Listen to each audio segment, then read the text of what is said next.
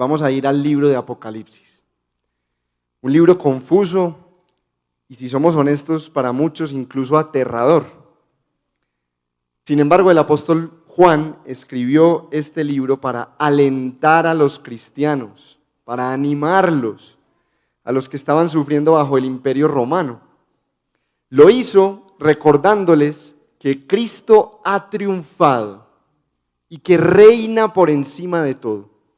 Y que precisamente por eso los cristianos también triunfaremos y reinaremos con Él.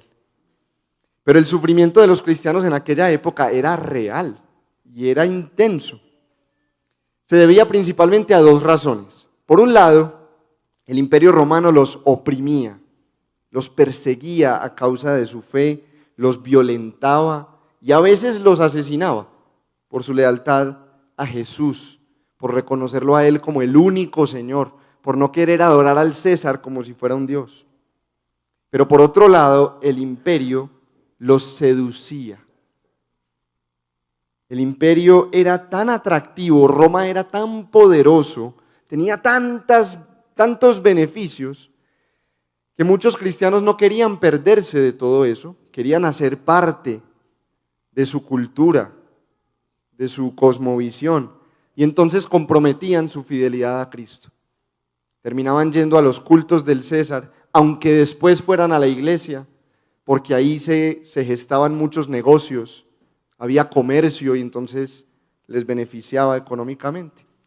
Preferían no perderse el favor de los paganos y por eso llegaban a ser infieles a Cristo. Entonces Apocalipsis se escribe para este grupo de personas que estaban distribuidas en 7 iglesias en la provincia romana de Asia Menor, en la actual Turquía, en donde hoy es bastante difícil encontrar siquiera un cristiano. La última de esas iglesias estaba ubicada en una ciudad llamada Laodicea. Nos vamos a enfocar hoy en esa iglesia. No la Odisea, como el poema épico de Homero, sino la Odisea, todo junto y con C. Entonces, hablemos un poquito de este contexto para introducirnos en su mensaje. La Odisea era una ciudad inusualmente próspera. Estaba situada en la intersección de 3 rutas comerciales. O sea que en la ciudad confluían compradores, vendedores y prestamistas, lo que la convirtió en un importante centro financiero. Ahí funcionaba una especie de sistema bancario precario. Además, era famosa en el mundo antiguo por la alta calidad de la lana negra que producían. Y a partir de ahí se construyó una industria textil que era muy lucrativa. Y como si esto fuera poco, en la Odisea había una escuela médica que llegó a desarrollar uno de los componentes que se utilizaban para producir el colirio. El colirio es un ungüento oftálmico que se utiliza hasta el día de hoy en el tratamiento de los ojos. Entonces, por todas estas razones, la Odisea y los ciudadanos de la Odisea eran inusualmente ricos. La mayoría de los habitantes de la Odisea eran ricos, y eso era algo muy raro en el mundo antiguo, donde por lo general abundaba la pobreza. Los laodicenses eran tan acaudalados que se encontraron cientos de piezas artísticas en las ruinas de la ciudad. Eso era un lujo inalcanzable para la mayoría de las personas en aquel entonces. Y sin embargo, en la Odisea había cientos de piezas artísticas. Tan rica era la población de la Odisea que cuando un terremoto destruyó la ciudad bajo el gobierno de Nerón, entre los años 61 y 62 después de Cristo, la reconstruyeron de su propio bolsillo. Rechazaron la ayuda del imperio y sus recursos, y con su propio dinero los laodicenses reconstruyeron la ciudad.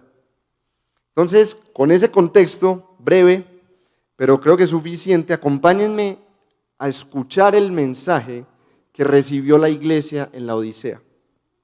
Porque ahí vamos a descubrir qué es lo que el Señor nos quiere decir a nosotros hoy, en el redil del poblado, empezando este año 2022.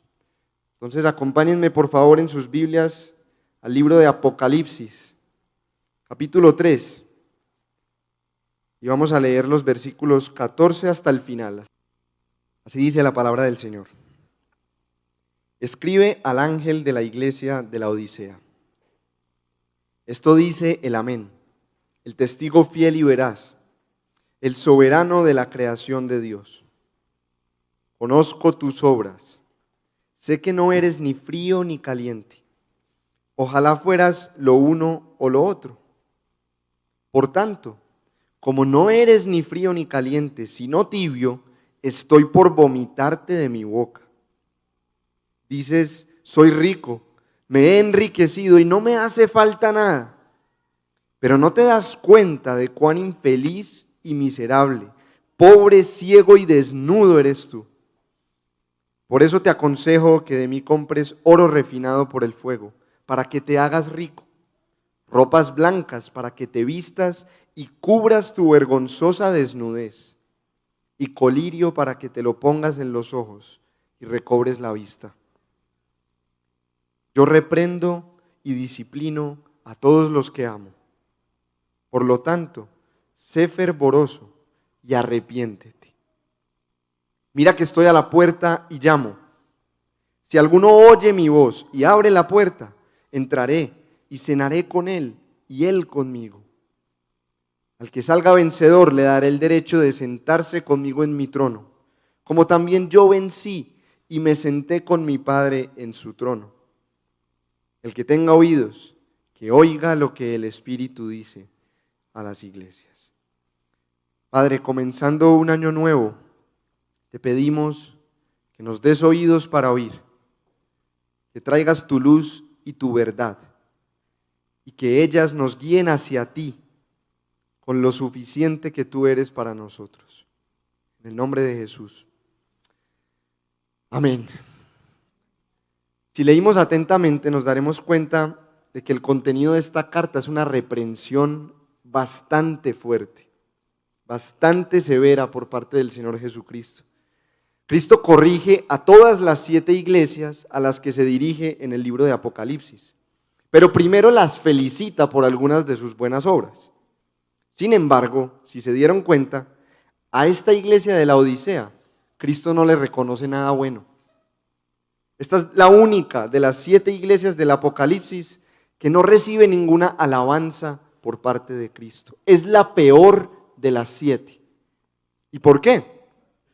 Por 3 razones que vamos a ver hoy, a modo de advertencia para nuestra propia iglesia. 3 motivos por los que Cristo reprende a sus iglesias. Primero, por la tibieza espiritual. Segundo, por el orgullo. Y tercero, por el autoengaño. La tibieza espiritual, el orgullo y el autoengaño. Empecemos entonces con la tibieza espiritual. Y digo tibieza espiritual con ese calificativo, porque la palabra traducida como caliente, en el versículo 15 y en el 16, en el idioma original significa literalmente hirviendo o ferviente. Es como se usa, por ejemplo, en Hechos 18:25, hablando de Apolos, el predicador, de él se dice que era de espíritu fervoroso. Y es esta misma palabra la que está ahí. Pero ¿por qué Jesús la está usando en este texto?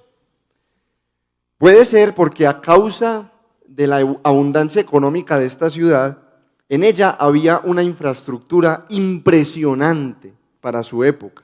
Había un estadio deportivo, había un anfiteatro, había un odeón, había una cisterna gigante y había un acueducto de más de 5 kilómetros de longitud que les proveía de agua durante todo el año. El agua brotaba en unas fuentes termales en la ciudad de Hierápolis y allí era caliente, ideal para relajarse, para el descanso y para la terapia de algunas enfermedades. Era como un jacuzzi natural. El agua corría por ese conducto, por ese acueducto, hasta la ciudad de Colosas.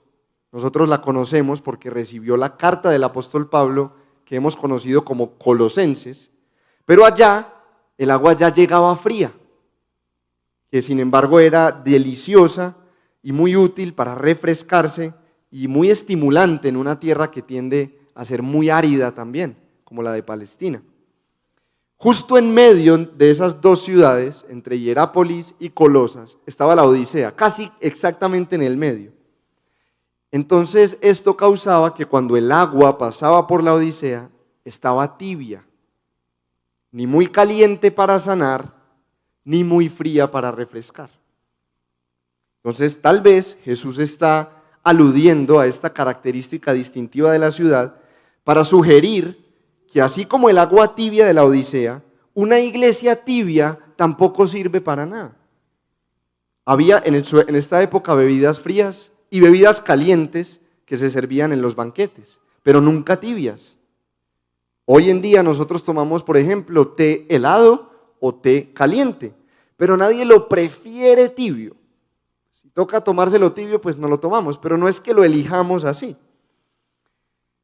Es más, esa sensación de tibieza, de agua tibia, del líquido tibio en la boca, resulta muy desagradable, resulta bastante fastidiosa. De hecho, en aquel entonces los médicos usaban el agua tibia para provocar vómitos en los pacientes. Por eso es que Jesús dice que le servía tanto el frío como el calor, pero lo que no podía tolerar era el estado intermedio. La tibieza era lo que le resultaba repugnante. No hay necesidad de presionar demasiado esta analogía del frío, del calor, de la tibieza, pero es más probable que Jesús la esté usando para denunciar ese estado de indiferencia, de pasividad espiritual en el que la iglesia había caído. Que Cristo prefiera incluso el frío puede querer decir que le parece mejor que alguien sea completamente indiferente a la fe y al evangelio, pero que sea honesto y sincero con su postura, a que alguien se sienta complacido y satisfecho con el estado de su alma, aunque sea insuficiente. Es mejor ser un impío sincero que un creyente hipócrita. Eso puede ser lo que Jesús está queriendo decir. Porque un incrédulo puede tornarse en alguien fervoroso si se le predica el evangelio, si se arrepiente, si cree. Pero ¿cómo le predicas a alguien que piensa que ya ha creído? ¿Cómo exhortas al arrepentimiento a alguien que cree que no tiene nada de qué arrepentirse? El tibio tiene el suficiente conocimiento de la fe como para adormecerse y relajarse en el jacuzzi de la falsa seguridad, pero no como para ser realmente salvo. Se ha acercado lo suficiente al fuego santo como para ser sacado del frío, pero no lo suficiente como para hervir hasta el fervor y la pasión verdadera. El tibio se queda a medio camino. Tiene un pie en el mundo y tiene el otro pie en la iglesia. Pero a la hora de la verdad no es ni fu ni fa. Y a Cristo eso le resulta repugnante. Aunque podemos pasar temporadas de aridez en nuestra vida espiritual y ciertamente las pasamos, el Señor anhela que le sirvamos de todo corazón. Así era como lo decía el apóstol Pablo. En lo que requiere diligencia, no perezosos, fervientes en espíritu, sirviendo al Señor. Romanos 12:11. Fervientes en espíritu, sirviendo al Señor. Hay una curiosidad lingüística en este texto, en el original, que no puedo dejar de mencionar en este punto, aunque me condene a mí por eso. A diferencia del versículo 15, el versículo 16, por lo tanto, como no eres ni frío ni caliente, sino tibio, estoy por vomitarte de mi boca. Ese versículo no se refiere a la iglesia en general. Ese versículo se refiere al ángel de su iglesia. Es decir, en el lenguaje de Apocalipsis, a su pastor, según Apocalipsis 1:20. Esto lo inferimos porque los adjetivos en griego son masculinos y concuerdan con el sustantivo ángel, que también es masculino, no con el sustantivo iglesia, que es femenino. Por eso digo que es una curiosidad lingüística. Esto quiere decir que el Señor se dirige al pastor como la representación de la iglesia y lo hace responsable por su estado espiritual. Obviamente hasta algún punto, porque cada uno de nosotros es responsable de su vida. La implicación es que el estado espiritual de la iglesia corresponderá con el estado espiritual de su pastor. Es una pesada responsabilidad para nosotros. Y aquí les habla un hombre muy débil que tiene tendencia a la tibieza como cualquier otro, en nombre de sus demás pastores, aprovechando esta ocasión que nos sirva para pedirles, oren por nosotros y cuiden de nosotros. Esa expresión vomitar, o depende de la versión que leyeron, escupir de la boca, indica repugnancia, indica aborrecimiento, fastidio. Y aunque suene muy fuerte, Jesús no solamente está disgustado, Jesús no solamente está molesto con esta iglesia complaciente, acomodada y apática. No, Jesús está asqueado. La tibieza espiritual es peor que la abierta hostilidad a Cristo. Es un disfraz hipócrita de la pereza, del conformismo. El tibio no estima a Cristo más que su propia comodidad. Tan pronto como seguir a Cristo le cuesta algo, el tibio se cruza de brazos y hace un carrizo y dice, así estoy bien. Y por eso termina despreciando a Cristo mismo. Lo menosprecia, lo estima menos de lo que Él realmente vale. Entonces, preguntémonos en este punto, ¿nos sentimos satisfechos con nuestro estado espiritual? ¿Estamos conformes así como estamos en el punto en que nos encontramos en nuestra fe? ¿Te estancaste y dejaste de crecer en Cristo y de anhelar el crecimiento? ¿Sientes que no necesitas nada más de Cristo y has dejado de buscar sus riquezas inagotables, de ir más hondo en ese océano inagotable que es su persona? Es posible que nos hayamos entibiado.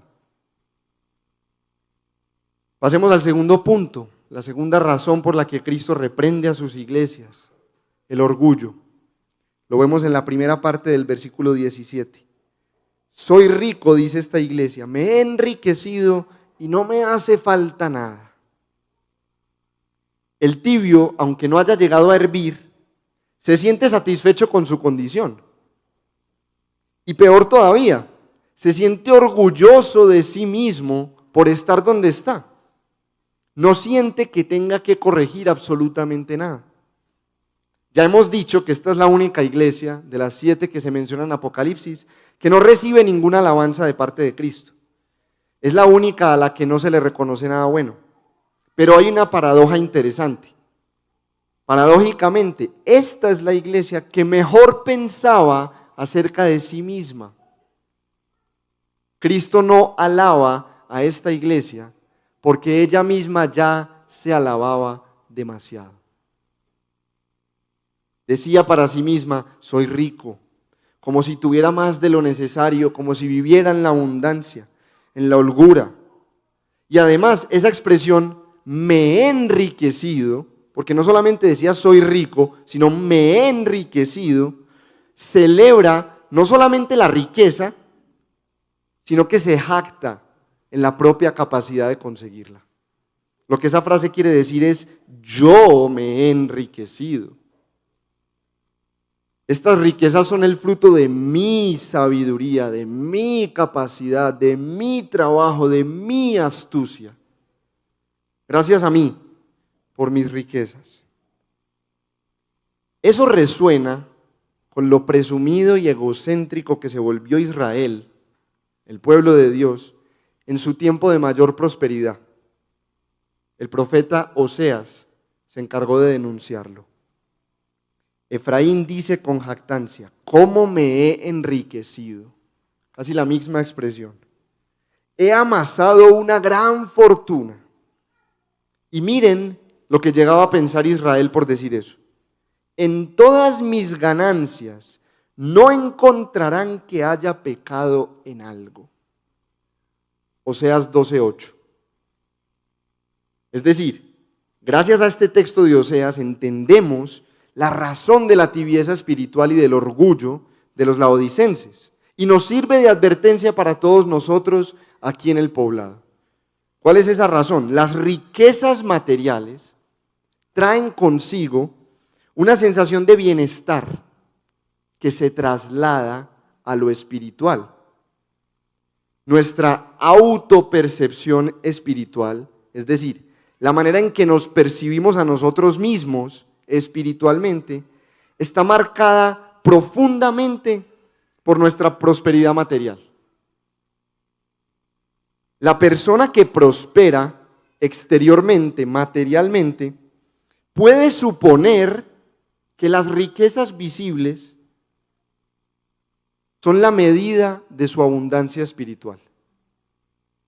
La persona que prospera en lo material puede pensar que Dios lo está bendiciendo económicamente, porque está muy feliz con su vida y con su estilo de vida. Pensamos que como no necesitamos nada físicamente y estamos tan cómodos, pensamos por esa razón que entonces tampoco necesitamos nada espiritualmente. En otras palabras, confundimos la riqueza material con la abundancia espiritual, pero estas no necesariamente están relacionadas. Y yo sé que tal vez son pocas las personas que dirían abiertamente, soy rico. Casi nadie dice eso en voz alta, aunque lo piense. Pero seamos sinceros por un momento. Muchos de los que estamos aquí el día de hoy y muchos de los miembros de esta congregación tendríamos que decir que somos al menos relativamente ricos. Es decir, si nos comparamos con la mayoría de la población colombiana, casi todos los que estamos aquí somos relativamente ricos. Y es más, algunos de los que están aquí, o algunos miembros de esta comunidad, son decididamente ricos frente a todos los estándares. Entonces, admitiendo eso, vale la pena que nos preguntemos, ¿cómo tu relativa riqueza o tu riqueza puede estar afectando la manera en que te percibes espiritualmente? Porque hay un orgullo que se infla ahí. ¿Cómo tu riqueza, cómo tus bienes materiales, cómo tu solvencia económica afecta la forma en que te percibes espiritualmente? ¿Has llegado a creer que puedes proveer espiritualmente para ti mismo, así como cubres todas tus necesidades físicas? ¿Eres consciente de que todo lo que tienes y todo lo que eres te lo dio Dios? Y hace 8 días recordábamos que nos lo dio para administrarlo, no para adueñarnos de ello. ¿Eres consciente de esta realidad? ¿O has llegado a pensar que tú te lo has conseguido? Que tus fuerzas te lo han provisto, que tus capacidades se lo han ganado. Estás en esa posición por tu propia sabiduría y tus propias fuerzas. Sin importar la imagen que tengamos de nuestra propia condición espiritual, la realidad puede ser abrumadoramente distinta y el Señor la conoce. Aquí dice categóricamente, yo conozco tus obras. Y el Señor la expone. Y por eso nos lleva a nuestro tercer punto, el autoengaño. Lo vemos claramente en la segunda parte del versículo 17. Dice, soy rico, me he enriquecido, no me hace falta nada, pero no te das cuenta de cuán infeliz y miserable, pobre, ciego y desnudo eres tú. Y esa última parte, eres tú, es muy enfático en el idioma original. Aunque la congregación de la Odisea tenía un elevado concepto de sí misma y era muy optimista sobre su estado espiritual, Cristo estima a los hombres de manera muy diferente a como nosotros nos estimamos a nosotros mismos. Y Jesús está describiendo aquí la verdadera condición espiritual de la iglesia. Jesús está exponiendo toda su vanagloria. Sin ningún titubeo, Jesús utiliza un lenguaje rudo, un lenguaje duro, directo, para cuestionar la capacidad de los laodicenses de evaluarse a sí mismos. Por eso dice la Biblia que nadie tenga un concepto de sí mismo más alto que el que debe tener. Porque todos tenemos esta tendencia. No somos jueces ni árbitros muy equilibrados de nosotros mismos. Nosotros tendemos a pensar mejor acerca de nosotros. Y esa condición, según Jesús, es bastante lamentable. Jesús le llama a esta iglesia una iglesia infeliz, miserable, pobre, ciega y desnuda. Se nos da, esto del autoengaño se nos da con mucha facilidad. Y debemos tener cuidado con eso. La razón es porque no nos gusta admitir nuestra propia bancarrota espiritual. No nos gusta admitir nuestras necesidades ni nuestros quebrantos. Y por eso nos autoengañamos. Ignoramos la realidad, construimos una realidad alternativa y nos terminamos creyendo nuestra propia mentira. En este momento hay muchas personas en el infierno que en algún punto pensaron que iban camino al cielo. Y aunque los laodicenses se llamaban a sí mismos cristianos y se creían seguidores de Cristo, en la práctica vivían sin Jesús. En la práctica vivían sin Jesús. Según ellos, no necesitaban nada más, ni siquiera a Cristo. La iglesia fue afectada por el ambiente opulento y por la cultura afluente de la ciudad en la que estaban ubicados. La iglesia llegó a creer, como creían todos los habitantes de la Odisea, que eran independientes y autosuficientes, que se bastaban a sí mismos. No se sentían necesidad espiritual de lo que solamente Cristo puede ofrecer. Estaban demasiado complacidos y satisfechos en sí mismos, y por eso se volvieron insensibles y se volvieron indulgentes. ¿Para qué buscar a Cristo?, decían. ¿Por qué depender de Él? ¿Qué necesidad hay de confiar en Él si podemos confiar en nuestras propias riquezas? Estamos bien así, estamos bien por nuestra propia cuenta. Pero por pensar de esa manera, esta iglesia se perdió de la dicha y el gozo que Jesús le ofrece a los pobres en espíritu. Esta iglesia dejó de ser pobre en espíritu y se perdió la alegría que nos anuncia Mateo 5:3. Dichosos, bienaventurados, inmensamente felices, los pobres en espíritu, porque el reino de los cielos les pertenece. El pobre en espíritu es el que sabe que está en necesidad. Es el que reconoce que no puede suplirla por sí mismo, que no puede cambiar su propia condición, que necesita la intervención externa. Y según este texto es bienaventurado, porque el reino de los cielos le pertenece a las personas así, no a los que creen que ya lo tienen. Podemos decir consecuentemente que los que se creen ricos en espíritu le causan repugnancia al Señor. Pero lo peor de este autoengaño está en el versículo 20, y vale la pena que nos detengamos aquí. Versículo 20.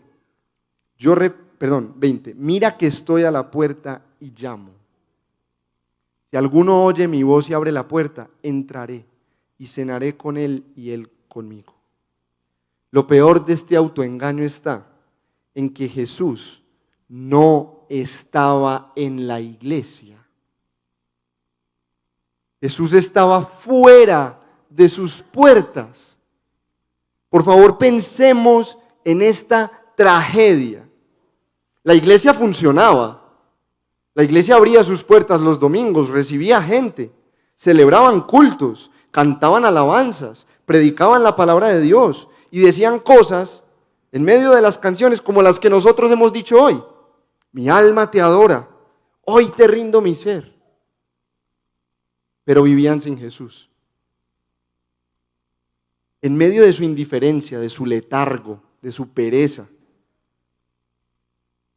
se adoraban a sí mismos. Hacían cultos para celebrar su propia bondad y su propia capacidad. Era una iglesia de mentiras, una iglesia de papel. Eran cristianos de plástico, no eran auténticos. A la hora de la verdad dependían de sí mismos, no de la gracia de Dios. Descansaban en sus riquezas y se gozaban en sus privilegios sociales, pero no en la vida, en la muerte y en la resurrección de Jesucristo. Cristo no habitaba en medio de ellos, Cristo estaba afuera. ¡Qué tragedia tan terrible! La conclusión de todo esto es que la confianza en nuestros propios recursos puede comprometer nuestra fidelidad a Cristo. Y es una realidad que no debemos ignorar. Los bienes materiales que poseemos, la riqueza que acumulamos, la posición social de la que gozamos, los negocios que desarrollamos, la manera en que otros nos perciben o en que nosotros nos percibimos a nosotros mismos, todo eso, junto con el espíritu de la ciudad en la que vivimos, nos pueden llevar a hacernos ciegos frente a nuestra verdadera necesidad urgente de Cristo. Es muy fácil sentir que no necesitamos a Jesús cuando todo marcha bien en nuestra vida. Es muy fácil sentir que no necesitamos a Jesús cuando todo marcha bien en nuestra vida, cuando estamos demasiado cómodos. Y que entonces acudamos a Cristo solamente como los bomberos, en caso de incendio. Debemos tener cuidado con esto, con desplazar a Jesús al margen de nuestra vida. Depender de Él solamente para lo que es exclusivamente necesario. Todo lo demás, a mí me alcanzan mis medios, pero hay algunas cositas en las que sí necesito a Jesús. Cuando tengo un familiar enfermo, cuando atravieso una quiebra económica, etc. Para todo lo demás, yo me bandeo solito. Yo me defiendo. Debemos tener cuidado con ese pensamiento, porque es muy posible ser cristianos de papel. Decir que amamos a Jesús, que dependemos de Él, supuestamente adorarlo, decirle que es todo para nosotros, y que al mismo tiempo nuestra vida diga otra cosa muy distinta. Sinceramente hablando, tu vida demuestra que confías en Cristo y dependes de Él. Si alguien observa tu vida desde afuera, si tú mismo eres sensato y te evalúas a ti mismo, dirías que por la manera en que vives se nota que dependes de Cristo y confías en Él. Una buena forma de mirar eso es, examina tu vida de oración. En tu oración se nota que hay una súplica constante a Cristo por suplir tus necesidades. Hay una súplica constante porque venga el reino de Dios, porque te provea del pan necesario, porque te libre de la tentación y del maligno. Así fue como el Señor nos enseñó a orar. Tu vida de oración demuestra que tú estás dependiendo y confiando en Jesús, o más bien evidencia que tú estás tratando de defenderte solito. Alguien decía, aquello por lo que no estás orando, lo estás depositando bajo tus propias fuerzas. Si no estás confiando en Dios, estás confiando en ti o en alguien más. Y la manera en que esa confianza se evidencia es cuando le suplicamos a Él y le pedimos a Él para depender de Él. ¿Cómo reaccionas cuando el Señor se encarga, por medio de las situaciones de la vida, de demostrarte tu necesidad espiritual? ¿Cómo te sientes cuando no puedes evadir la realidad de decir, es verdad, yo no soy suficiente por mí mismo, yo necesito al Señor? ¿Qué pasa en esos momentos? ¿Le agradeces en humildad y te aferras por la fe al valor de Jesucristo? ¿O te sientes frustrado, decepcionado de ti mismo? Eso también nos puede ayudar a identificar dónde tenemos nuestra esperanza. Y la verdad es que ese deseo de independencia, ese deseo por acumular todo lo que tenemos y por asegurarnos de tener lo necesario, aunque sea espiritualmente, es un deseo pecaminoso. Porque el cristiano es dependiente por naturaleza. El cristiano es dependiente de Cristo por definición. Un cristiano es una persona que reconoce que no es lo suficientemente bueno delante de Dios, que jamás lo será y que tiene que depender absolutamente de la justicia y la perfección de otro, Jesucristo en este caso, el único perfecto, como también recordábamos hace 8 días. Un cristiano es esa persona. Un cristiano es esa persona que se reconoce en bancarrota y que no tiene otra opción ni otra posibilidad más que lanzarse completamente a los brazos misericordiosos del Salvador. Un cristiano es así por naturaleza, es necesitado y es dependiente por naturaleza. Aunque el mundo vea eso como una señal de debilidad, la Biblia dice, bienaventurado es el hombre que tiene en Dios sus fuerzas. ¿Cómo recibes hoy este mensaje?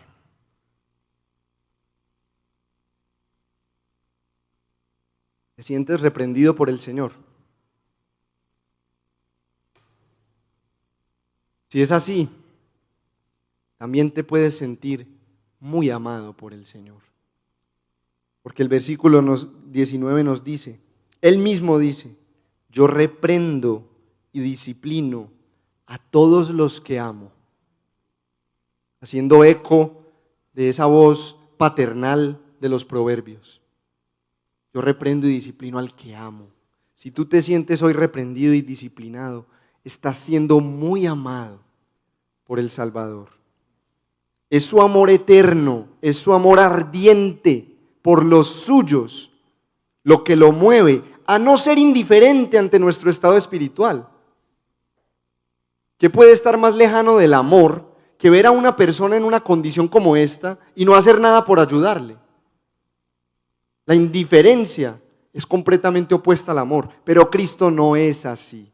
Cristo es muy diferente. Sus afectos están siempre ardiendo por su pueblo. Su corazón está siempre fervoroso por hacernos bien. Nos persigue como el amante de Cantares. Le toca la puerta a su amada en mitad de la noche, a toda hora, sin cesar. Ese amor lo impulsa, lo empuja a hacer algo por los que están en una condición tan desesperada.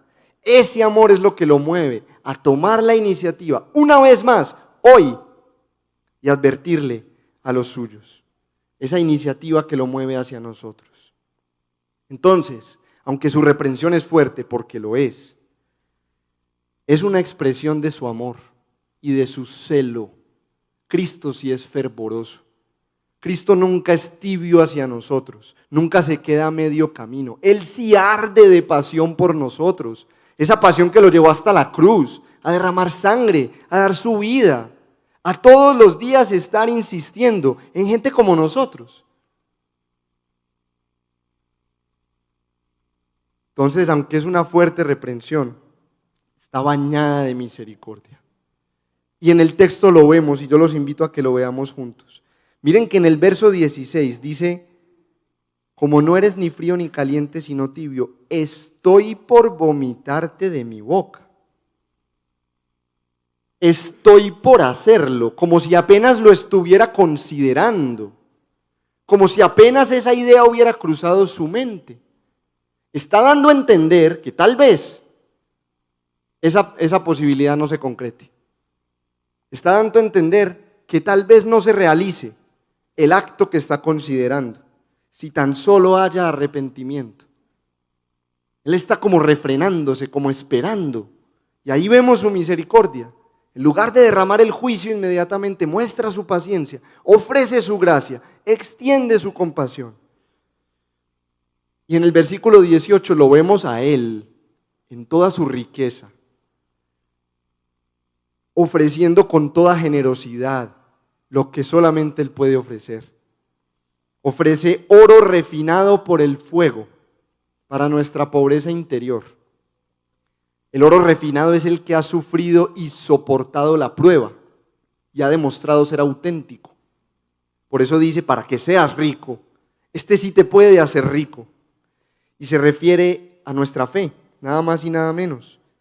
La fe auténtica de la que habla el apóstol Pedro, que dice que es mucho más preciosa que el oro y que también se prueba en las dificultades de la vida. Primera de Pedro 1:7. Jesús también ofrece ropa para cubrir la vergonzosa desnudez de esta iglesia.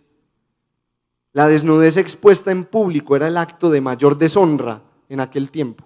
Así como vestir a alguien de ropa fina era el acto de mayor honra pública para alguien. Aquí Jesús está ofreciendo vestir la vergonzosa desnudez de esta iglesia con sus vestiduras blancas.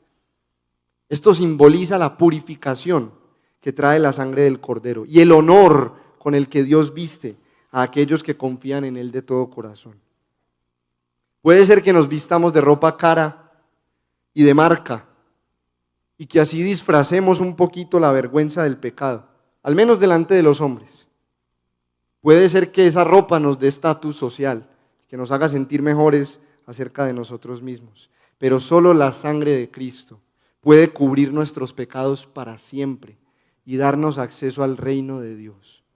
Puedes vestirte de smoking y si no has purificado tu corazón, no vas a entrar al reino de Dios.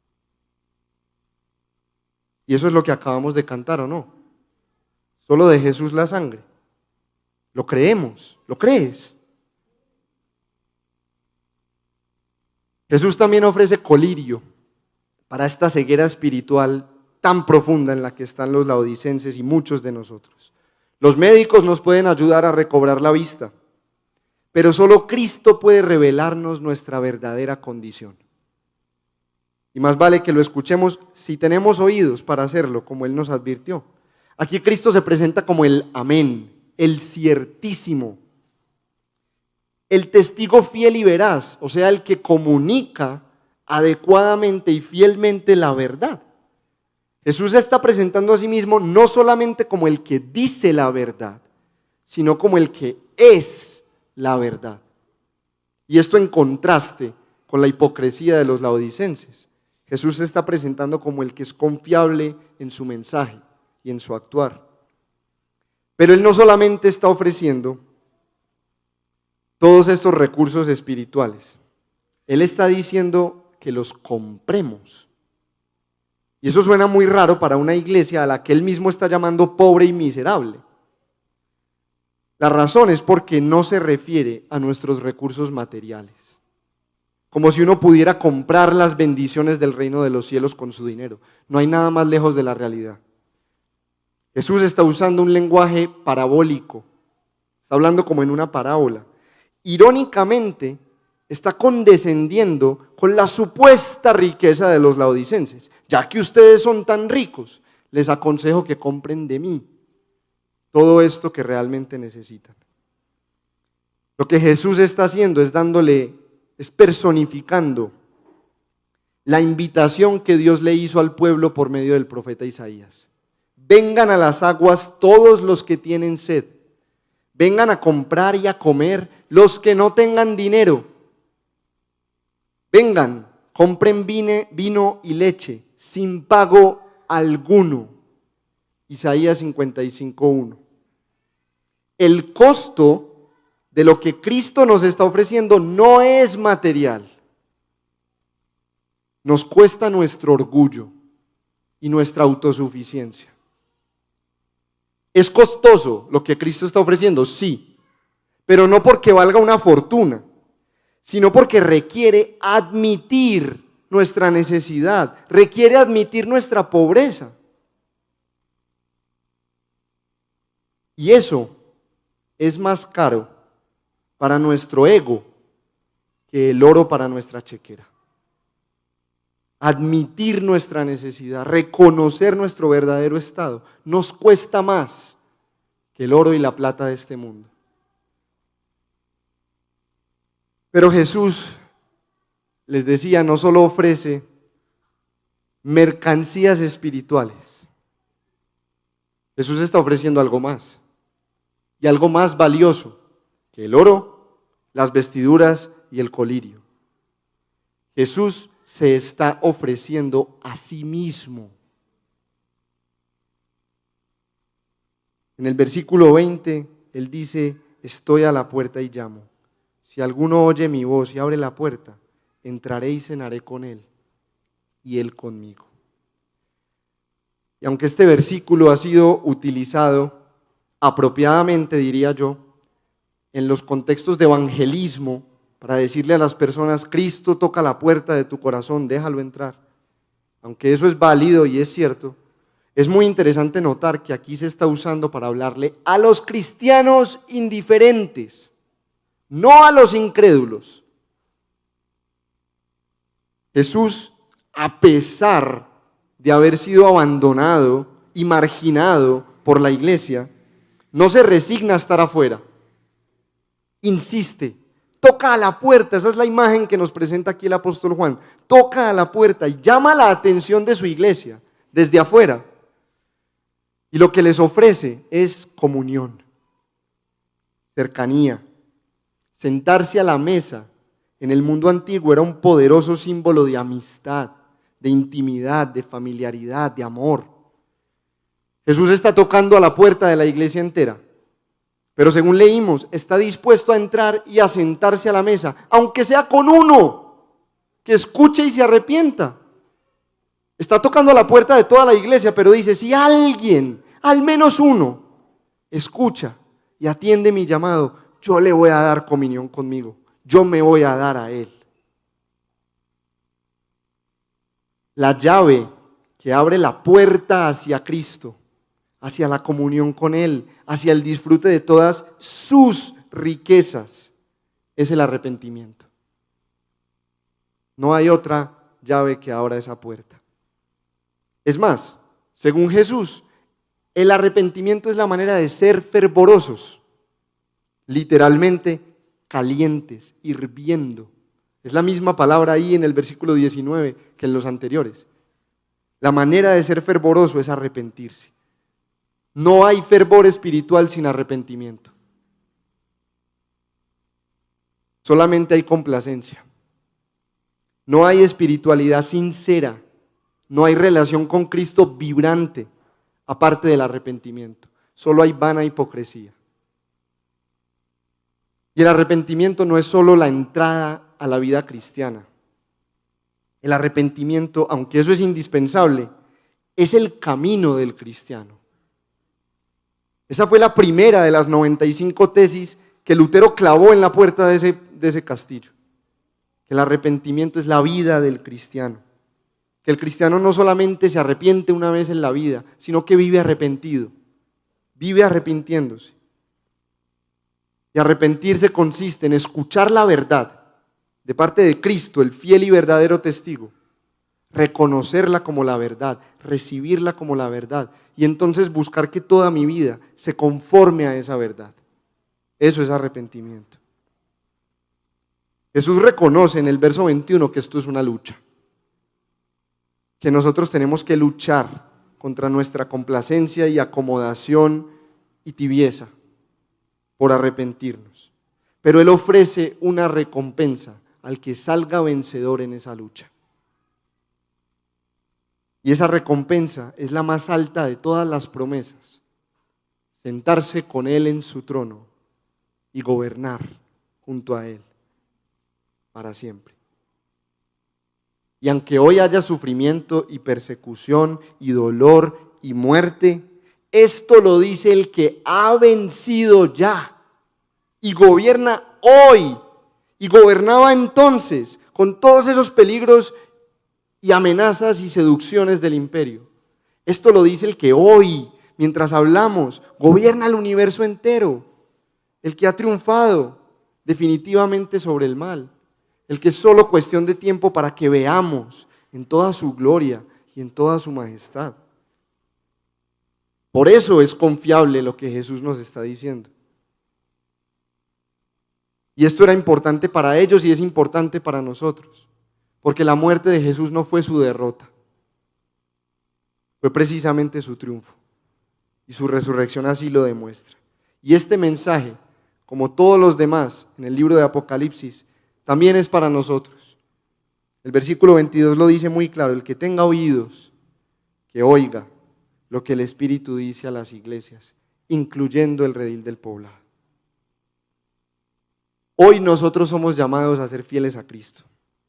En medio de las seducciones del mundo, de la atracción de las riquezas, de la amenaza del rechazo social, nosotros somos llamados a ser fieles a aquel que dio su vida por nosotros, a aquel que nos amó, como cantábamos, aquel que triunfó y que garantizará nuestro triunfo.